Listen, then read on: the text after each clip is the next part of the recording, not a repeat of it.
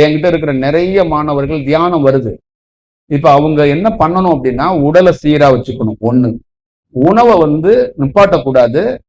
அந்த உணவு குழம்பாகவோ, காரமாகவோ, அந்த தியானத்துக்கு, காற்றுக்கு, உடலுக்கு டிஸ்டர்ப் இல்லாம, அதுக்கேற்ற மாதிரி உணவுகளை தயார் பண்ணி. அப்ப பட்னியாவும் இருக்கக்கூடாது. அதே நேரத்துல தேவையற்ற உணவுகளை எடுத்துடவும் கூடாது. அப்ப அங்க இடையூறு பண்ணாம ஒரு உணவு இங்க அளிக்கப்படும். அப்ப வேகமா செரிக்கிறதா இருக்கணும். அப்புறம் இந்த காற்று ஓடும் போது இந்த உணவு போய் அந்த உணவும் காற்றோட சேர்ந்து சுத்தக்கூடாது.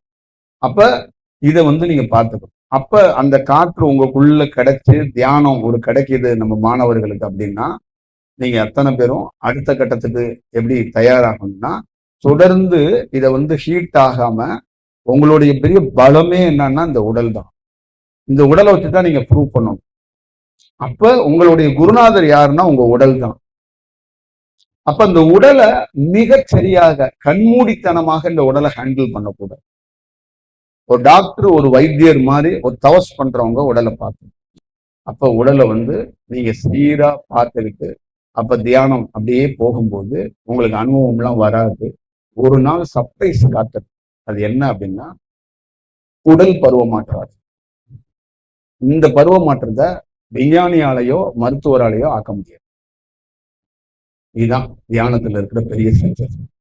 அப்ப உடல்ல பாதிப்பு ஏற்பட்டுறாம, நரம்புல பாதிப்பு ஏற்பட்டுறாம, நாம கிறுக்க ஆயிராம, அந்த இயற்கையாகவே அந்த உடலை சீரா அந்த தியானம் எடுத்துட்டு வந்துடும். அப்ப உடல்ல பெரிய பெரிய பருவ மாற்றத்தை நீங்க சந்திக்கும் போது பாதிப்பு இல்லாமல் ஒரு மனிதன் தவசாக ஜெயிக்கிறான் அப்படின்னா பெரிய சக்சஸ். பெரிய சக்சஸ். இங்க சக்சஸ் பண்ணிருக்கிறதுல பாதி பேரு உடல் பாதிப்போட சக்சஸ் பண்ணிருக்க. உங்ககிட்ட தெளிவு ஒண்ணு இருக்கணும். ரெண்டாவது நல்ல புரிதல் இருக்கணும். மூணாவது உடல் சார்ந்து நல்ல ஒரு பக்குவம் இருக்கணும். நாலாவது உணவு சார்ந்து ஒரு நல்ல செயல்.